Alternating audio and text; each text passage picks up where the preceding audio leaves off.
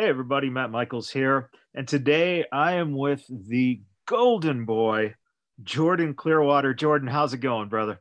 Matt, it's going well. Thanks for having me on the show. I'm glad to be here. How are you doing, man? You know what? For Las Vegas, this is the time of year that starts getting really good because, Oh, yeah. yeah, you can walk outside and be, happy that you're not under a smoldering, just hot, stupid sun for yeah. It's it. I lived in Cali for 20 years in Southern California, and man, the weather is always so nice. Oh, Yeah, yeah. you have a little bit of summer heat, maybe you get a little humidity every once in a while, but it's so nice. Vegas, it's brutal during summer. Just Dude, fucking I couldn't imagine. It's like 100 degrees here right now. And even then, it's like, yeah, I can imagine what it's like in Vegas. It has to be brutal.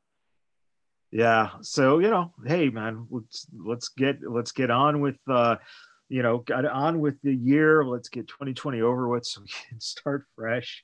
Right? I mean, you're fairly young. You've only been at it what about 4 years or so, right?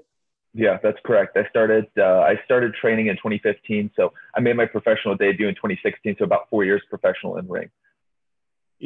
With that being said, in terms of you're just getting rolling, and then all of a sudden a pandemic hits.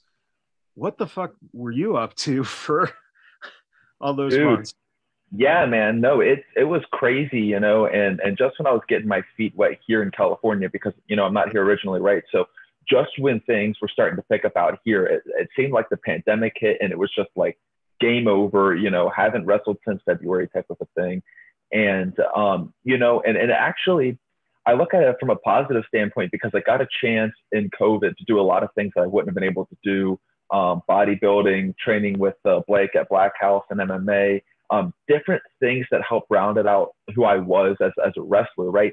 And then just out of nowhere comes the opportunities for things like New Japan and stuff like that over COVID, stuff that would have never, I felt like would have never came across my way. So it's weird in a sense because the world is upside down, but my professional wrestling career has kind of taken off in a weird kind of a way. Well, that's and hey, take it. It's Right? like Yeah. So I can't complain. um, how has that experience been with New Japan? I think that they've been very smart in how they've been able to utilize a lot of the guys who've been, just kind of sitting around in California. Has it been something that you hear all the different stories about New Japan, and there's never a single person who comes and says, "Hey, I didn't have a good experience there." It's always been positive. What's been it like for you, man? Man, I mean, you hit the nail on the head because it has been just such a great and positive experience. I mean, the locker room in and of itself, I mean, talk about a group of inviting, welcome, just good brothers, right? Great individuals, man, that welcome you in with open arms. Like, I never felt like for one moment I wasn't a part of the locker room, even though you're 100% right. It was a way to bring in guys that might have been sitting around waiting for the next thing to happen during COVID. We got such a wonderful opportunity to work with their guys and just to see how amazing they are. And that's what I found, man, whether it's WWE or New Japan, what I found is that the most successful people are people that are just good brothers, right? They're just good to be around in the locker room. They're people to talk to. They're just good-hearted people. And I can't say it's the same about anywhere else but New Japan and a lot of those bigger organizations, man. So you hit the nail on the head. It's such a great experience. It really is. When you trained, Carl Anderson was one of your trainers, right? Yeah. How was it like in training for you? Was it, I trained back in the early 2000s. For us, it was very, if you're not running spots and going over stuff inside the ring, you're outside the ring and you're doing some kind of calisthenics, something, that's active. Is it that kind of feel when you were training? Was it very, focused on that kind of that old school mentality Mhm. of train hard, you're there to work, and those who work will get rewarded? Yeah, no, I mean, again, you're hitting all the right things. And so maybe we could take a trip down memory lane, right? Because the wrestling scene in Ohio, specifically, right, the Ohio Valley, around the time you were training, we had things like the NWF, which was Roger Ruffin, Carl Anderson, Abyss, Wildcat, Chris Harris, some of the old TNA guys, and now obviously Abyss, WWE. But we also had the rivalry of HWA, which you might have been familiar with, people like John Moxley, stuff like that, that were just seriously like 20 minutes away from us. So we have a lot of that carried through to today. So Roger was the guy that owns and operates the school. He was the one that had the hands-on training. Abyss taught me a lot about psychology and promos and things like that in the ring. It was such a wealth of knowledge. That dude has the best mind for wrestling out of anybody I've ever talked to. Man, the dude's a genius. And to see the stuff that he's doing at WWE is amazing. But Carl Anderson specifically, a lot of the stuff he was coaching me on is just getting out of your comfort zone, right? Leaving Cincinnati, getting to California, getting to Vegas, getting out there more, how to treat yourself and conduct yourself as a professional wrestler, as a businessman, right? Outside of just the sport, because you said it, like a lot of the same things that we drilled at NWF was basics, right? 1980s, 1990s, maybe even older than that, 60s, 70s, NWA, old school style, we're learning to work spots, but also learning to work and what it means to feed off of a crowd, which is totally different now, right? With COVID, because there is no crowd. So it's been like a great like juxtaposition of what we used to do, and now how do we translate that to what we are doing today? Well, and it's very reflective, I think, in what you've started to culminate into your character of, that golden boy. The obviously, listen, I look at you and I go, for God's sakes, this is the perfect heel because he looks like a baby face. And yes. it's great. Loving what is coming off and what I'm seeing on TV. When did you start formulating the idea of, was it in training that you kind of started, getting steered in that kind of direction of, we're going to make you kind of the golden boy, or what, how did it come about that this would be kind of your character start?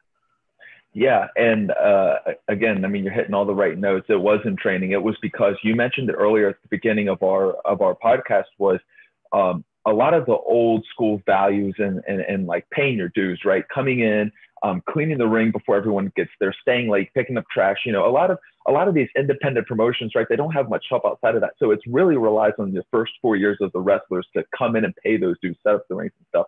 And that was me, man. Like all day, every day, I was there. I was like, I would do everything from, they make jokes about scrubbing the toilets. I never scrubbed the toilet with the toothbrush, but that same mentality, right? Like whatever it took. And so I started, coincidentally enough, as a cowboy, right? Because you mentioned it, like I have the look that's so pure white meat baby face that it just, you can't help but want to almost hate the character, right?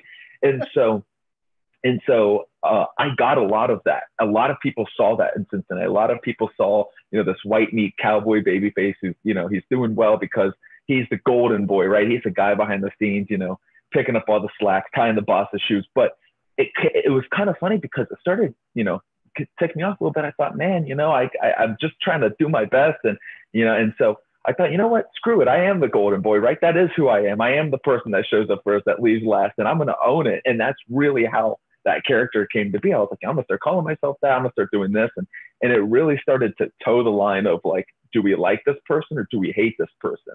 And as much of a baby face as I am on television, and now I've started to kind of like drift a little bit away from that. You mentioned it, man, like going out there and saying golden boy just breeds heat, and I loved doing it back in the Midwest and Indiana and Kentucky, have that opportunity because, they hate that blonde haired, blue eyed kid that comes out. It's like, I'm just have everything handed to me, give it to me. So I love it, dude.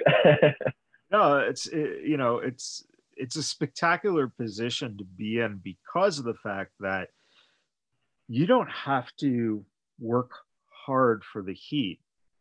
It's going to come naturally. And, you just have to say one or two things and it's like, boom, that's it. What was the transition like from going from the Midwest to going to the West Coast? did you have any anxiety, any thoughts of, shit, packing up and heading out west, and let's see what happens? What was that decision to move like for you? Yeah, man, it's like a lot of the songs that you hear. It's kind of weird. You kind of hear a lot of songs about people from the Midwest moving out west, in search of like opportunity, and it's really true, man. Because the way it came about was like, Carl called me one day and he said, Jordan, you could be here and be the NWF champion. You could be here and be the XYZ heavyweight champion, right? And that's cool. But is that really what you want to do, like, in your career? And if it is, that's fantastic. But if it isn't, you have to get out sooner rather than later. Now is the perfect time. And so literally, just as you described, within 2 weeks, I packed the stuff in my car, quit my job, drove on out here. And the first 6 months really was tough, man. It was living on couches, living in a shed, living in other people's homes, Airbnb, whatever I could do to make it. And it wasn't until PCW Ultra gave me a chance.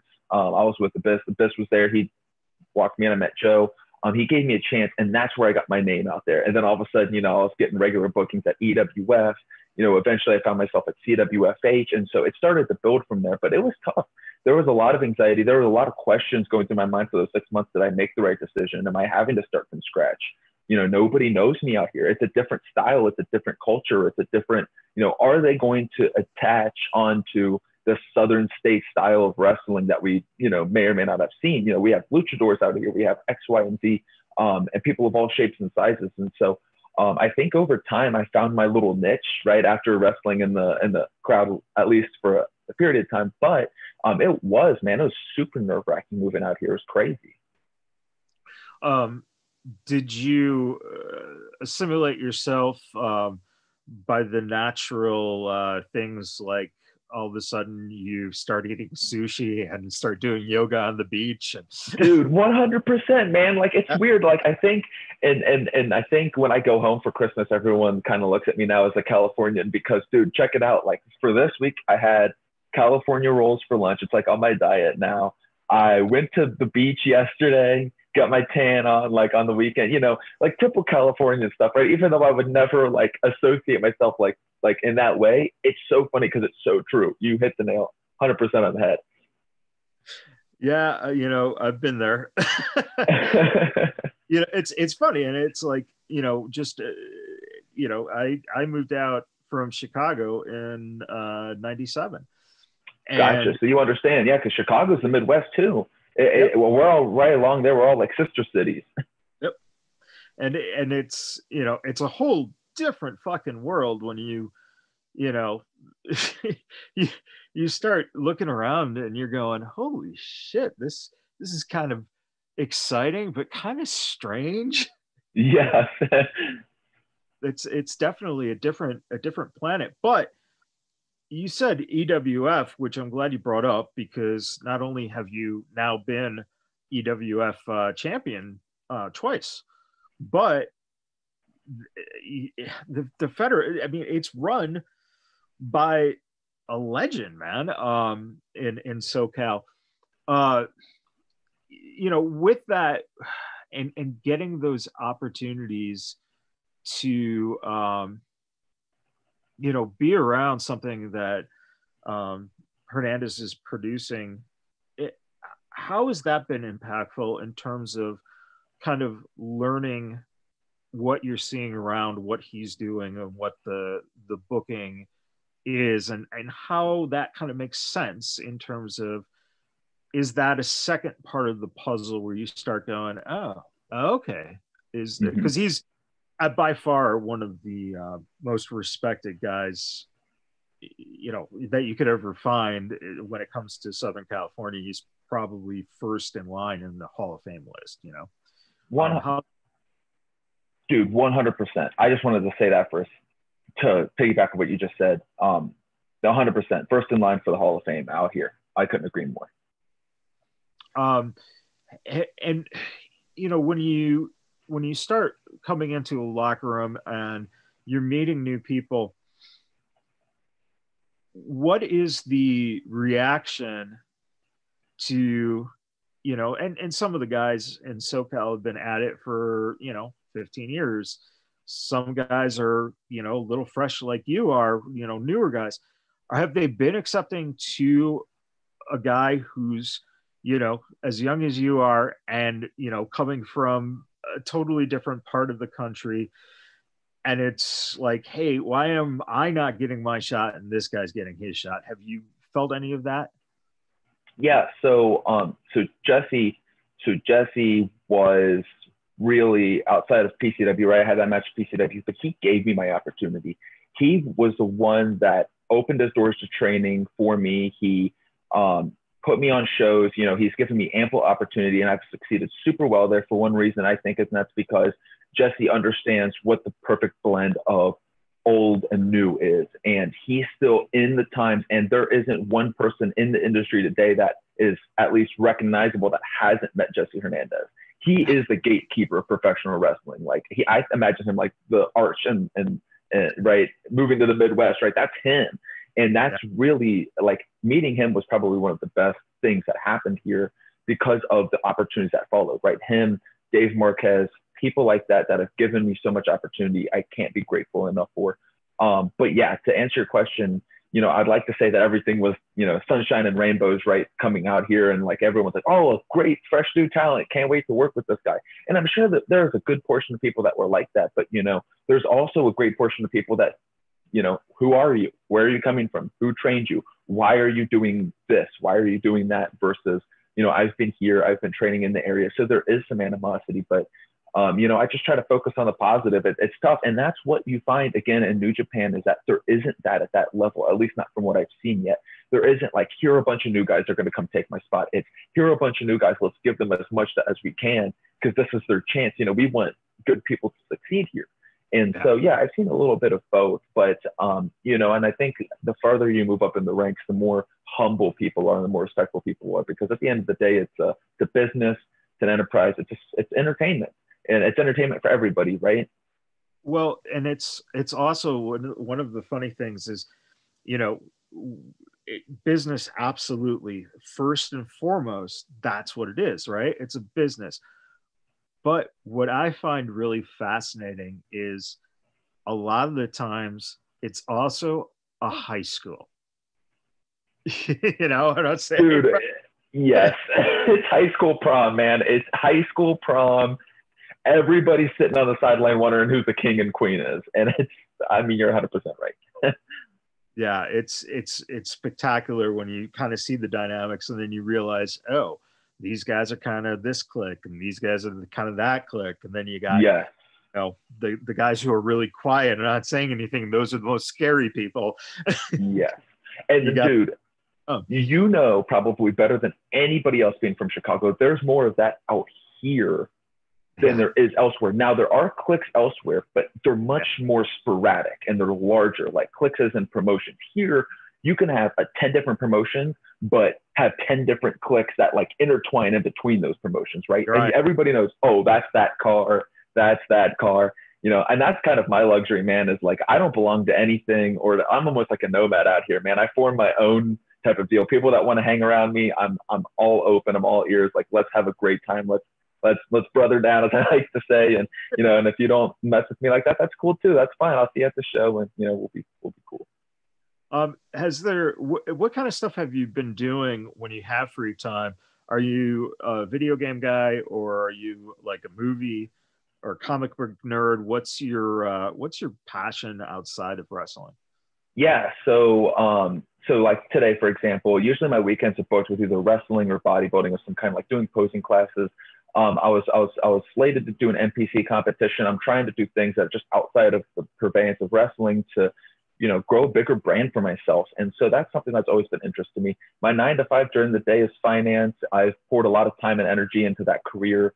So I'm doing well there. But outside of all of that, the fun stuff, I'm a drummer. I'm a big fan of music. I love music. I don't share enough about it on my social media, but I love music, big fan. I do play some video games. I'm a fan of Marvel, of course. I'm a fan of comic books. Dude, if you've seen the amount of time I poured into this mobile game just in Marvel and things like that, you'd probably be shocked. I'm a big fan. I'm a big, huge nerd for that.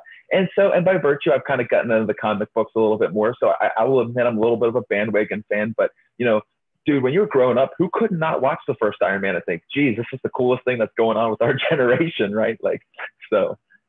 And you're lucky too, because you know, you were at the perfect age when that first movie came out, that you were able to grow with the brand.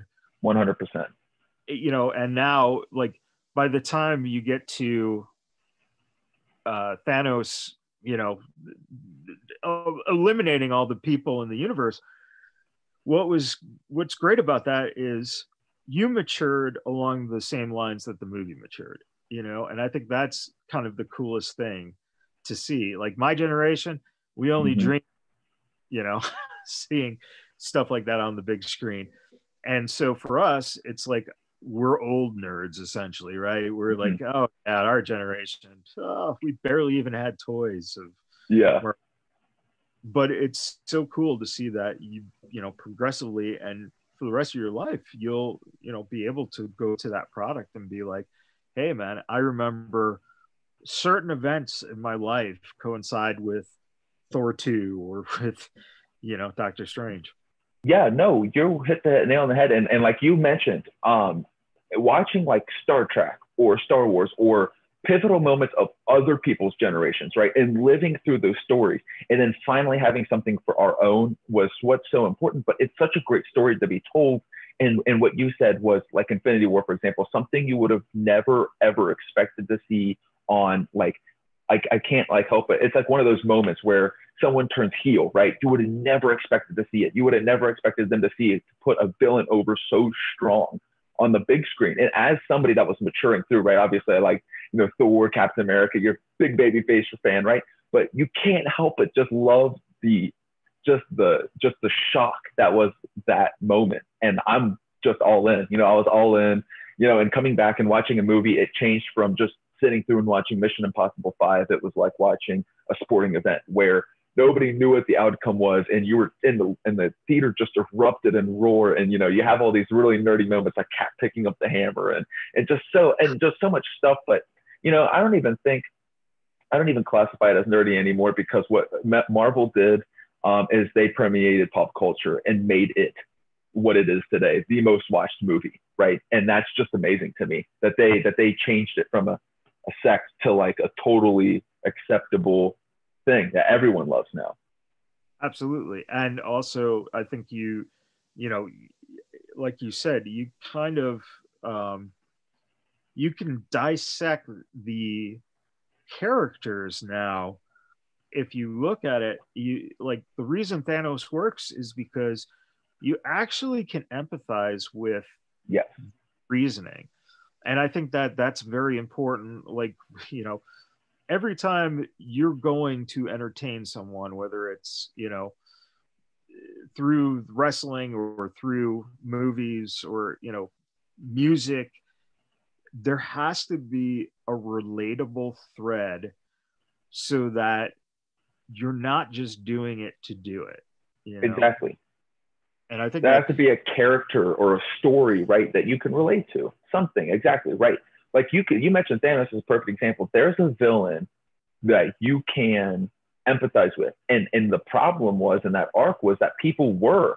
And I feel like that's why they came back in Endgame with him such a heel. And they put so many moments in there that you watch and you're almost like, that doesn't seem like the Thanos from the first movie at all. And it's almost because, you know, I think of it like Breaking Bad. I'll change subjects. Breaking Bad. Walt was a great protagonist, and even to the bitter end, where he's just the biggest antagonist, you can't help but still be rooting for the guy. House of Cards.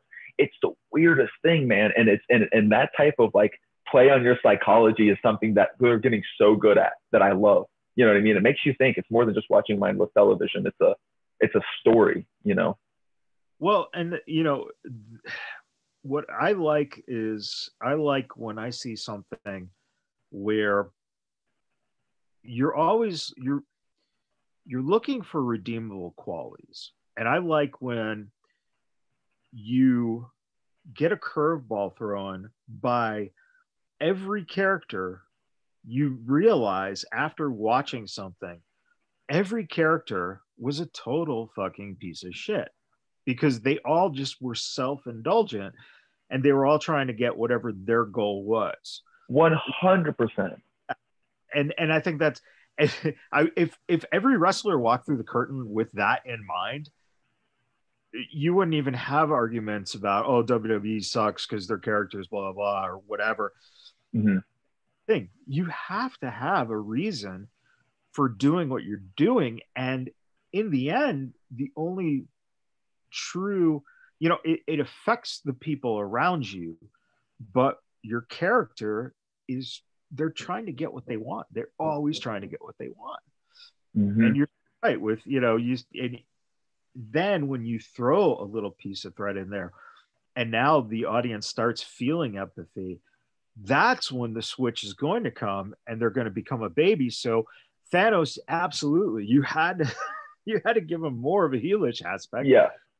Because of the fact that, oh shit, let's face it, you like Thanos more than, then you like the good guys.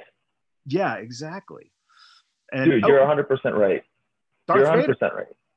Yeah, Vader. Exactly. That's a great point. He slide him into that category. And you mentioned it. Just go think of Breaking Bad, man. The craziest part about that series was every single person in there was self-indulgent. Every single person. There was like redeemable qualities across the board, but everyone died or didn't die because they pursued their own, what they had envisioned their own path to success was. They met their own end. They created their own end pretty much. And what's weird is they knew about it the entire time, but they were that driven. Like the forces of light and dark drive them so far down that path that they can't help but to sacrifice it all. Well, and throwing the Star Wars nerd into it, that was basically the point of Luke being confronted by having to strike down his father, beat his father, and not fully doing it, because if he does it, well, then he's, it's a selfish path. Mm-hmm. And at that point, you never like the character. I think one of the reasons that the prequel, the first three, one of the reasons I think people tend to rag on that so much is because of the fact that you have a main character from when he's a kid to when, the change happens, that he's always just self-indulgent with every fucking thing. Yeah. And I think you just don't like that. Sometimes when you don't, and you realize, hey, wait a minute, that actually worked, Yeah. And it works really well, enough to sell millions and millions and billions of dollars worth of merch, right? So, and you think of it in the wrestling, because you talked about it, and imagine if every person walking through that curtain had thought, what's the Golden Boys? Where's my angle out of this? Where's my angle out of this whole thing? And you're watching this character progress, not just through matches, but through an entire lifetime. And that's the coolest thing about professional wrestling. Is it doesn't just stop at the end of 4 phases. It just doesn't stop at the end of 6 movies, 9 movies, whatever. It keeps going. That character lives on. And that's why one of my favorite wrestlers, and the wrestler that got me into wrestling, was Triple H. Think of his progression from a Connecticut blue blood to this guy that's always worse than Shawn Michaels. Eventually he gets the title, and all he can do is surround himself with people to help him keep it. And DX, evolution. And then what does he do when he can't surround himself with people anymore? He moves to corporate. It's a total character arc from beginning to end. And that's what's so amazing to me about professional wrestling, is you can live that entire character story, and that's just one story out of 20 years of storytelling. It's crazy. Yeah. When you talk about music, you said you drum. Who are your biggest inspirations when it comes to drumming? Oh man, R.I.P. Linkin Park, Chester Bennington. That's by far, and I was just having that conversation literally yesterday while I was at the beach and jamming out to some good old 20th anniversary of Hybrid Theory. I love Linkin Park, man. They were the perfect mix for me growing up of rock and rap. I think it was, their beats are so heavy, their music is so emotional. I'm also a fan of more rock bands like Breaking Benjamin, obviously can sing the side of Disturbed, Godsmack, some of those, you know, old school bands, not old school bands, but they were coming up when I was in high school, right? Everyone was listening to Disturbed and at the gym. And then I take a break and go to more alternative music as well. You know, I can go to like the 1975 punk rock. I like, you know, Blink-182, obviously. Wonder Years is great. Things like that. So I really hit all over the board, but I mainly try to stay in the alternative to rock. I do jam over some rap music from time to time. I dig a couple of the more popular rap songs, but I like to stay in the more rock to alternative realm. Is there, you know, when you're doing it, is there that same type of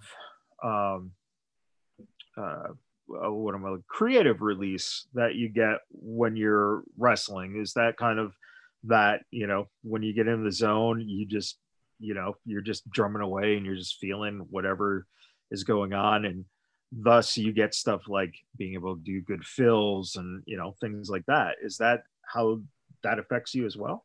Dude, 100%. And it's all an emotional based thing for me. I think I gravitate towards music that I can resonate with emotionally.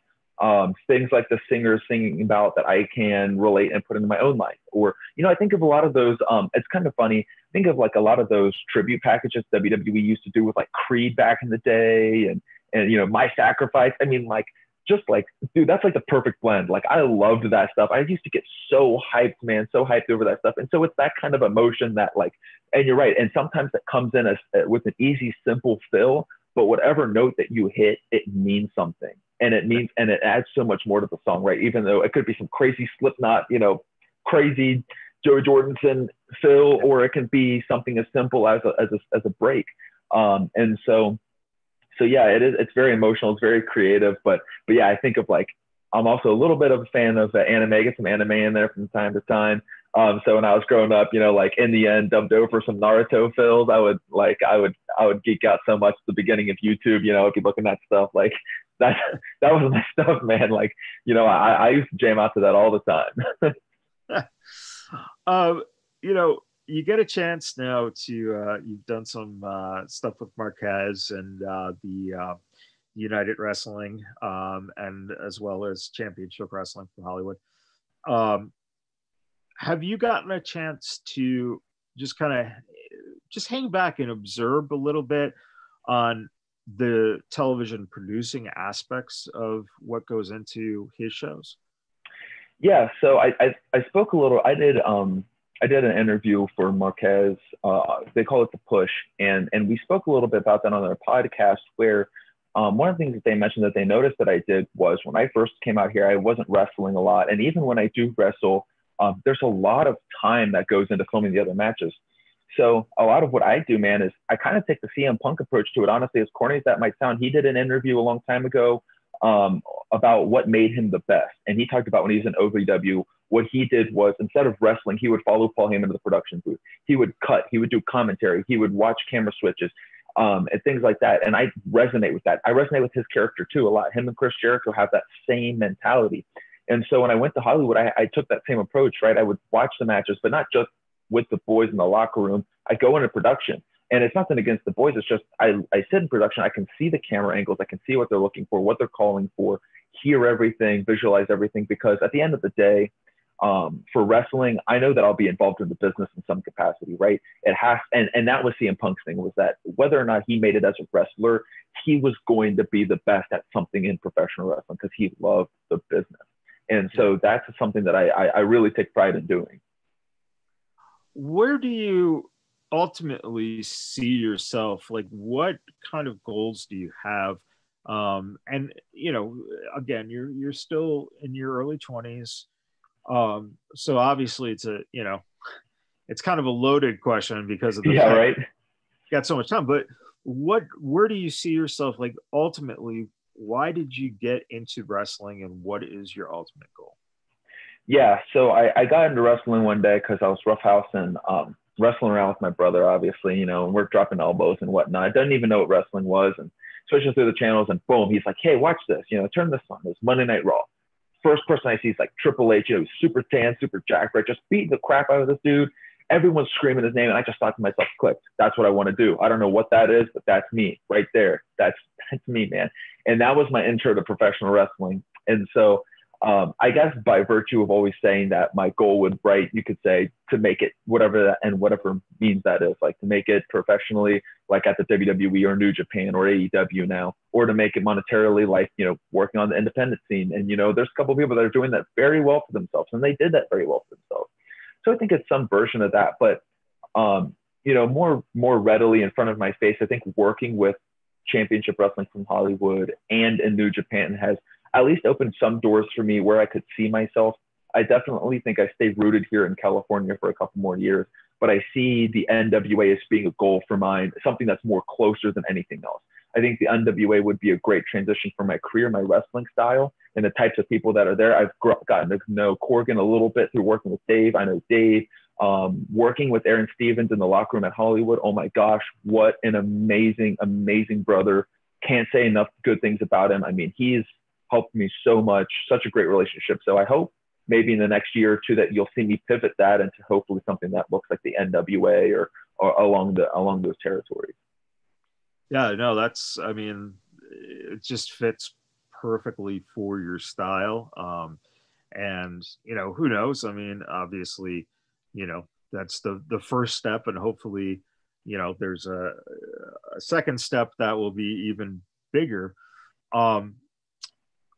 If there's one thing that you've taken, you know, from your experiences, whether it be in your personal life or professional life, what one piece of advice have you been given that you would want other people to have in terms of if they're pursuing something in their life? That's a great question. And I think the best answer I can give is have a backup plan. And I know, like, the first thing that I did when I got into wrestling was, what do I need to do to make it? Because what I found and what's been iterated to me over and over again is there's no blueprint to success. There's no, if you do this, if you train hard enough, if you go do this, you will have a WWE contract. There's no telling. There is so much that's writing on right place, right time. New Japan was a combination of right place, right time for me. And I'm so lucky to have had that opportunity. So have a backup plan. I think I spoke about that on my New Japan interview as well. I mean, and you know as well as I do, Matt, like, you know, you got into wrestling, right? But even though you're still associated in the industry, like, conversations like these are always fun to have and stuff, but you have to have some sort of backup plan that's paying the bills. You know, you have to be able to support yourself. You don't want to just go through life, you know, trying your best to make it. One thing, if it doesn't work, then you're like, you know, what do I do next? Have passions, right? Have multiple passions. We spoke about it. Avengers, you know, anime. There's so many things you could do in those realms. Why not work at both, right? There's a lot of time that you get in any day. There's a lot of time that you get in any life. You know, The Rock frickin' is the best example I can ever think of. Dude gets up at 4 a.m, works out, films movies, has kids, has a girlfriend, owns a football league, does all this stuff, man. He's living in all of these passions. And that's something that I've always wanted to do. Wrestling, finance, drumming, doesn't matter. I'm going to find a way to do it, right? And so that's what I would say, have a backup plan, because life is so much more than just one singular thing. Even though you can be a master at one thing, you know, I think it's good to have a lot of different things to enjoy. No, and it's very, I mean, just listen, you've covered Triple H, you've covered Jericho, you've covered CM Punk. Those are 3 examples of guys who have diversified, you know, outside of the industry, and of course The Rock, so that whatever they do, the brand association is there. And that's very important. You've talked about brand, and I think that that's the right track for, you know, for anyone who's a young wrestler or a young entertainer even. That's the most important thing, is building and creating a brand. And once you start getting the exposure, then it comes together, and now you've got, you know, 20,000 followers on social media, and all of a sudden you got 40,000, and it just starts growing and growing. And that's beautiful. As we wrap up, what is the most shocking thing about California as opposed to where you grew up? Oh man, it's been a culture shock. I have to say it's a culture shock. And you wouldn't think it because it's the same in the United States, but it's totally like living in a different world, for good or for worse, whatever you might take that as, right? That's for up to, you know, whoever decides to move to the Midwest, whoever to the Midwest decides to move to here, for, you know, that's up to them to decide. Me personally, you know, I've had good and bad thrown in my face in California, and I'm still here, and I still plan on being here for a couple more years. So it must be a good fit for me, at least for now. But it's culture shock. The people are different. They react differently to things. You know, everyone out here is like, boom, boom, boom. Where are we going? What's next? What's next? What's next? You know, the Midwest, it's very much like la-di-da-di-da, you know, walking around. Oh, what are you having for dinner? I'm having this for dinner. Oh, you should try this steak. You know what I mean? People aren't like that at the grocery store. They have their headphones on. So there's a little bit that I can appreciate. I can appreciate both. But again, I mentioned it earlier, and I'll say it again. The best part is that there's people like you out there that I can speak to that gives me that semblance of being home. Because having conversations like this with real individuals, you know, on a Sunday afternoon, man, you can't ask for more than that. It's a passion, it's a love of mine, and so people like you, people like the wrestling community is what keeps me tied to this area, is what keeps me tied in general, because you guys are so fantastic and all the support is so much appreciated. Yeah, well, we absolutely, you know, the Vegas Badboyz are a fan. As I choke, I hate getting that dry throat. See, that's what I'm saying. No worries, man. I got my cup here too, brother. You know, Midwest never had to, you know, you drank because you had a beer in your hand. Here it's don't worry, brother. The next one we're gonna do, we're gonna have some natty lights or something. We'll go old school. I mean, what a cup of.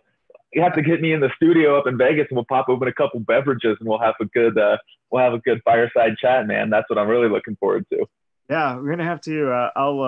Gonna have to put in the word with Joe Defalco here at FSW, and you know, get you in for some of the shows that they're starting to do now.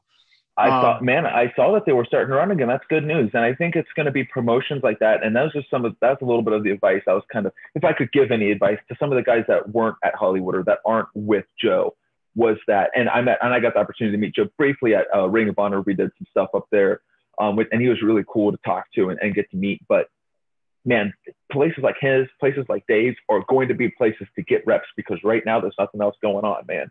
Like nothing else, at least at that level. So that's awesome that they're running it again. Yeah, it's and it's exciting too, because one of the things that you'll see if you get the opportunity to work Vegas is that the fans here are dedicated wrestling fans. So no matter what, you know, if you're here at FSW, or if you come in to do some kind of local show that might be, you know, promoted by somebody else, or might be one of the other companies that are here, or if it's even a Ring of Honor show or a, you know, Impact show or WWE show, the fans that are here, if they know who you are, they'll, you know, you could be the biggest heel and they'll play into that, but they'll still, you know, secretly love you. Yeah. Which is the key. And that's it is. I mean, the best heels are the ones that you love to hate. Yeah. For anyone who wants to follow you, wants to get to know you a little bit more, what's your social media handles that they can look you up? Yep. Everything is under @ClearLikeWater1. So Clear Like Water 1, everything, Facebook, Twitter, Instagram. I did that for a reason. Super easy. So you can grab me on all platforms, even YouTube @ClearLikeWater1. You can find some footage and check me out there. That's, you know what, that's the smartest thing. Because, you know, most people who, you know, let's say they've had a career going on for 10 years or so, and then all of a sudden it's like, oh, there's this thing called Twitter, and now there's a thing called Instagram, and now there's this, there's that, and it's like, oh shit, you know, I wasn't quick enough to, you know, get that.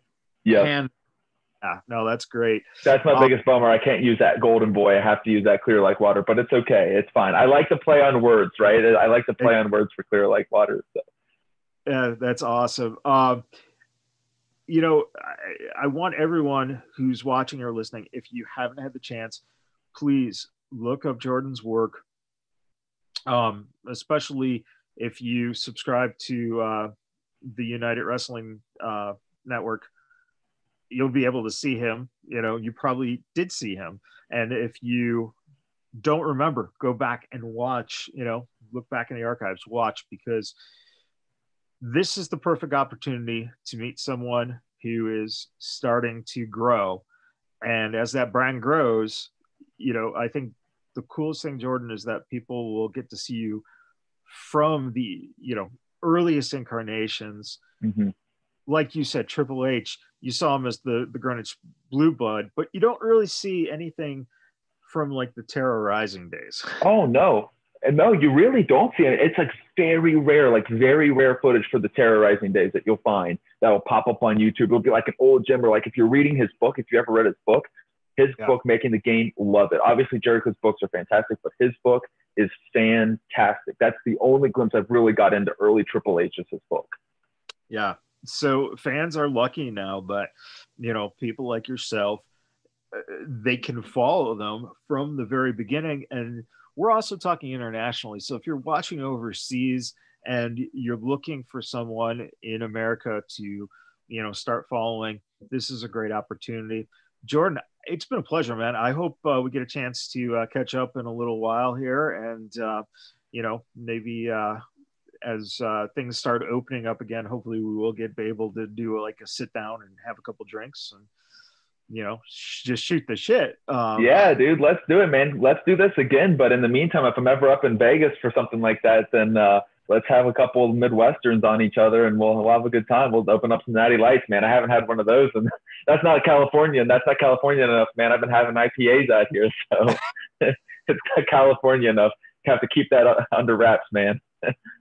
I had a friend who born and raised in California, and he went to some bar one night and they had, I think, on tap Milwaukee's Best. Jeez. Blew his fucking mind. He's like, what is it? This is amazing. And it's like, yeah, Milwaukee's Best. Like, I don't know if I'd call it amazing, but yeah, right. That's what I'm like. Milwaukee's Best and amazing. Those are two words I haven't heard together. Like, if you want true Cincinnati, we'll take the Bud Light on tap, man. We'll take Bud Light and Milwaukee's Best. That's the saddest thing is Bud Light. We used to get back in the day, we'd go up to Universal CityWalk at Howl at the Moon. I used to work the studio tours. So after work, we'd change. You could change at the place, take a shower there. And then you go up to Howl at the Moon, and it was a dueling piano bar. And they had like, I think it was $1 or $2 Bud Lights. And holy shit, it was just like, I know it's not the best. I know it's kind of like water, but damn, you could, have 2 beers in your hands, just be boom, boom. Dude, exactly. That's what you guys don't understand, man. Where I'm coming from is we're sitting in freaking lakes. We don't have the ocean. We're all sitting in lake water, drinking 3-4 cases of Bud Light because it's like $8 for like 30 of them. And it goes down like the water we're chilling in. So it's like, that's what they don't get, man. That's the best part about it. But piano bar, that's another thing that's nice out about here. Maybe we'll spin up some Jack and Cokes or something, make it a little bit more classier. Yeah, no, seriously, man. Well, I appreciate everything, Jordan. Thank you very much. And for everyone listening, thank you very much. Remember to subscribe, listen, download, share, review all of the Vegas Badboyz of Podcasting, shows that we do. We appreciate the support, everyone. Until next time, we'll see ya.